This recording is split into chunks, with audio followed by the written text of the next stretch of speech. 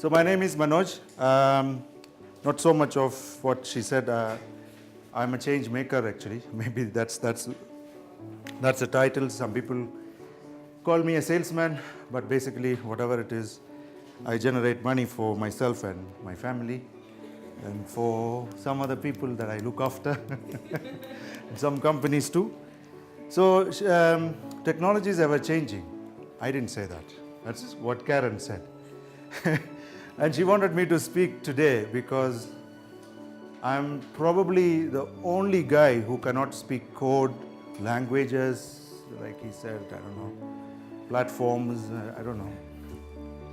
So I'm the non-technical or non-developer guy or non-techie standing or sitting amongst all you tech guys. So when she asked me, what are you guys doing here? I didn't know what to do, man. I said, what should I tell this girl? I mean, I don't know what I'm doing here, really. It was because Karen called me. So I wanted to talk to you about change management, and trust me, I mean, you'll find a lot of things about change management in MBA classes. On Google, I saw him researching on Google about the 9 dots. So you can research and get everything these days. So I'm not going to talk about anything that's an MBA class or anything else. It's something that I write myself, I wrote myself. And I think Karen liked what I wrote and what I spoke once. So I did a small speech. I do speak a lot, especially in forums like this. This is my second time in this room, actually. So I'll tell you why the change management is required, why change is required. That's the only thing that I'm going to talk about. So the first thing is that I think you need to realize that a lot of big companies, very big blue chip companies, they do strategy sessions. They build strategies. They tell you what they're going to do in the next 5 years, 10 years. And you, all of us sitting here, will be wondering, how the hell do they do that? Sorry for my French. But basically, they do have an idea what they do, and they follow the trends. And I think some of the guys are very big in following trends.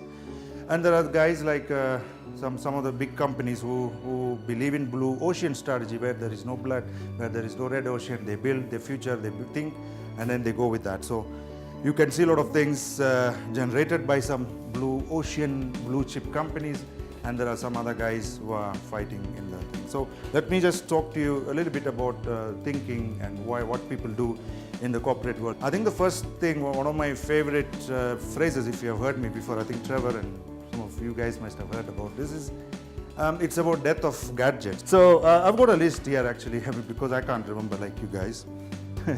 So I've written down Walkman. I don't know how many people remember Walkman. My time, my my campus days. There's a company used to be called Kodak, very popular in the old days. Not Nokia, even before that. Kodak was massive because they had, photo reels. You see now this guy, I don't know what technology are you using, man? It's a digital. Yeah, so there's no more those reels that you need to go and wash and get it printed and all that. There's no Polaroid. I don't know, Polaroid is still there, but ish, yeah? Yeah. And then and in terms of gadgets, I would say VHS, Betamax, tape, floppy, 8-inch, 5-inch, 3-inch CD, CDR, DVD, Blu-ray. Right? Too much. The other thing, post, stamps, mail. You see, I'm still analog. I'm serious. Calculator, right? How many people use calculator now? A physical calculator, not like on the smartphone. How many people can go to exams if you have students? Can you go to an exam without a calculator and without a smartphone? You'll be like, how do I do 8 plus 10 or 8 plus 3? Multiplication tables cease to exist, right? So anyway, Atlas is gone, and so PDF is gone, books are gone, Amazon Kindle is in place, and I mean, let me go through all my notes and maybe perhaps many more. So I think the what I wanted to tell you is that gadgets and the death of gadgets you need to know, and that's a change that you're going to be witnessing. And at the same time, the service is also changing. Like, I mean, I used to have card holders like this. I mean, many business cards, or those rotary business cards. Now it is LinkedIn, something like that, Google has replaced encyclopedia, atlas, maps. What else it has replaced? It has replaced many services. Instagram. There are no more pictures on. Of course, I do have pictures on my table. I still keep a small picture on my table. They're just old-fashioned. Then there's a man-machine problem. You're talking about man-machine, right? On man-machine issues. So there was a washing machine, vacuum cleaner. No more, manual work. No more maids and everything else. There's no, farmhand. There's tractors. There's drip irrigation. Oh my God! Very complicated technologies. So that's one thing you need to be aware of. Another thing, I just want to go back into what I talked about, mega trends. So mega trends is something that you can read upon on the internet. Quite a lot of big companies have done research, including Frost, one of my favorite research companies, Frost. So I've done a lot of work with them, a lot of talks, a lot of awards, and etc. etc. So I think some of the easier ones that I can relate in this room. So one is about patients. So has anyone heard about e-patients? Does anyone know what e-patient is? E-patient, like email, stuff. Now it's e-patient. No? Okay. So that's now patient moving into e-patient. And one of the example is like, I forgot it. What's your name, please? David. Someone like David. So he hears a problem, he instantly Googles. Yeah. Instantly he has Googled. Okay, so my wife, when she has got leg pain and all, I have a leg pain and she started Googling. Manoj has a leg pain, what can it be? The causes, the medicines and blah, blah, blah. And then we go to the doctor and the doctor says, Manoj, you're drinking too much beer. This is your issue. So the Manoj, because the intelligence fed by the wife, says, hold on, doctor, I have Googled. Wait, I have Googled. So don't try to tell me about beer and blah, blah, blah. I know what the issues are. This is what I found. 1, 2, 3, 4.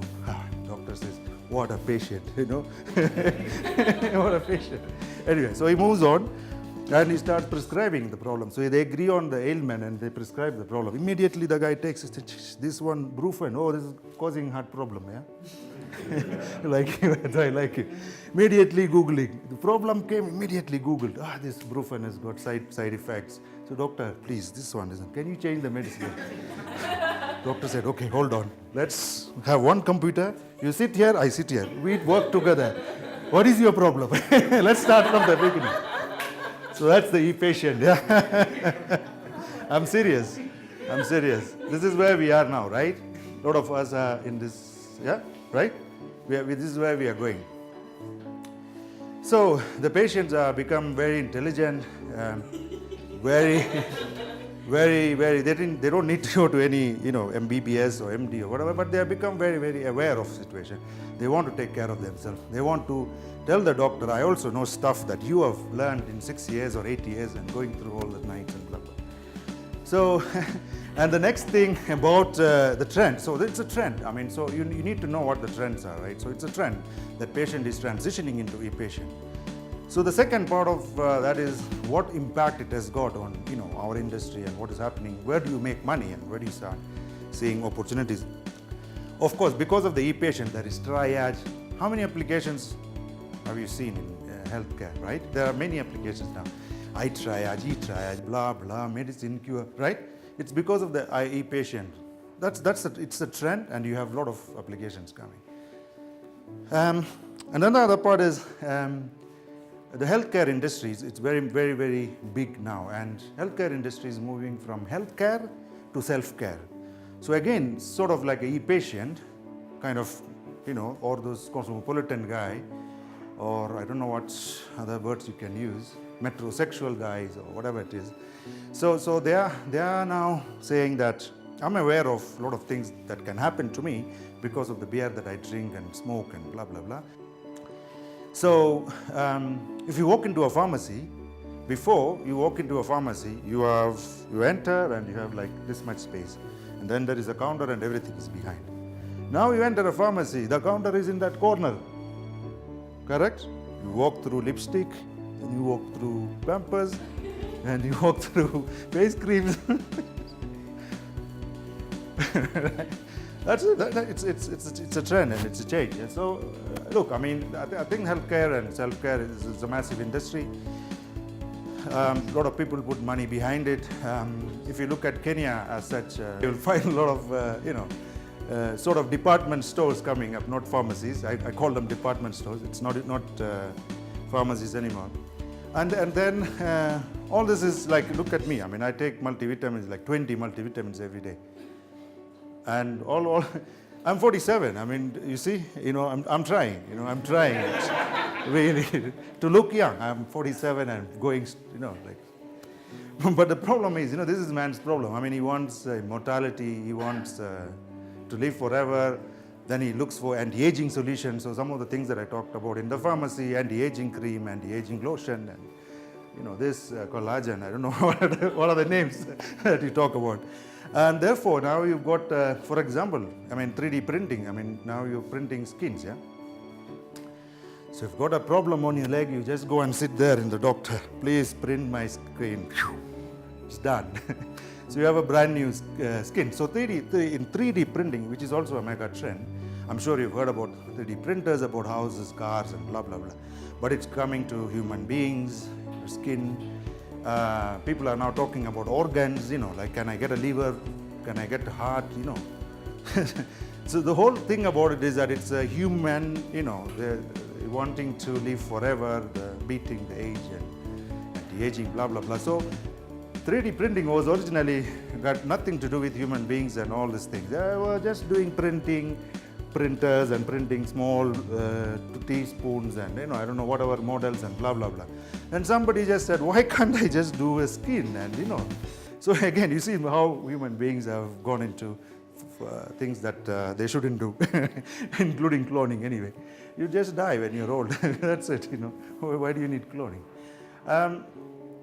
So another thing about the mega trends is, look at Nairobi. Very classic example of Nairobi. 12, 14 years ago, I could reach Holiday Inn, which is called Southern Sun, which is probably the only hotel those days, in 15, 20 minutes, something like that. I have a conference. I get down in Jomo Kenyatta, 7 a.m., 7:45, I'm in Holiday Inn. I can have my tea. 9 o'clock my conference starts, it's okay. Now you land at 7 a.m., even helicopters can't get you to Southern Sun in town because the traffic has increased, the population has exploded. So the phenomenon is the trend is called megacities. So what you see in the world, not just in Nairobi, to London, to Tokyo, to Guangzhou, to Shenzhen. So there are mega cities, mega corridors, so that's it's a trend that is, we observed it for many years. So I think mega cities is the truth now. Kenya, Nairobi is one of the big mega cities. But the problem with the mega cities is that mega cities come with mega slums as well. So mega cities and then mega slums, white collar, blue collar. So it coexists. And therefore, some of the problems that you talked about yesterday, 5 minutes ago about the floods, we only complain about the floods and nobody's doing anything. But the infrastructure cannot hold. We have got more people. It's a mega city, so the problems with infrastructure exist. But you see, the opportunities in the mega city are different. You can have solar energy. You can have Wi-Fi spots. You can have municipal Wi-Fi spots. You can have charging stations, public charging stations. You can have electric cars, you can have hybrid cars. So there's a lot of opportunities exist in mega cities as well. I shouldn't only talk about the problems, right? So a lot of positive opportunities you can get from there. And to go on, I can talk forever. Energy, and you've got material science, a lot of mega trends that we observe. So basically, the summary of these mega trends and gadgets and all that is that, please remember, the corporates are not just building strategies. So they observe mega trends, they understand, how human population are behaving, like I said, how man wants to be mortal and, how he wants to beat the age and etc. So these are things that, they observe and then they start making the strategy. So it's something that you can keep it in mind while you're all doing your enterprises, you're all doing apps. So platforms and whatever fancy words you want to use in the coding side. Yeah? So think about a blue mango tree. Think about a blue mango tree. I'm sure it's also one of a very big exercises within the creative thinking. So this is what a human mind is capable of. You can think of things that doesn't exist really. It's just an example is blue mango tree. I was just playing with your mind, right? I'm serious. And that's how you should enter a creative session or strategy session. And just to summarize that particular part, I think I saw some slides talking about branding and blah, blah, blah. So let me just touch that as the last point in change management. You know Apple, not Apple like computer, someone was using Apple here, but not that. Apple, like me, very analog, Apple, fruit. Apple as a fruit, really. So Apple is not a brand, okay? In the fruit sense, sorry. Don't go to the tech world. I'm not from tech world. But if you say that red apple, then it has a context and it is a brand in the context of the green apples. Okay? Now, I'm going to say that I'm going to put a tagline below my brand saying that red healthy apple. So what I'm implying is that the green may not be all that healthy in the context of apples. Are you with me? Right? Then I'm going to take one more step ahead and saying that red healthy apple without worms. It just might imply for the consumer that maybe green apple has worms in it. You know? So that's just a branding exercise. And always remember that this is some story that I'm trying to remember the author's name. And it said that around his office, they opened a fruit juice center. That was the name. And that fruit juice center was known as, that fruit juice center around the corner, That was like for 3 months, 4 months. Now, after 1 year, somebody opened another shop next to it. Fruit joint. Healthy and natural. Okay. So what happened to the other one? So people start thinking, is that natural? Is that healthy? So are you following it? So this is how the brands are. So branding, and sometimes branding is done by rebranding or unpositioning somebody else. Your positioning is done by unpositioning somebody else. A new idea can replace an old thought. Example, Uber has replaced the idea called taxi.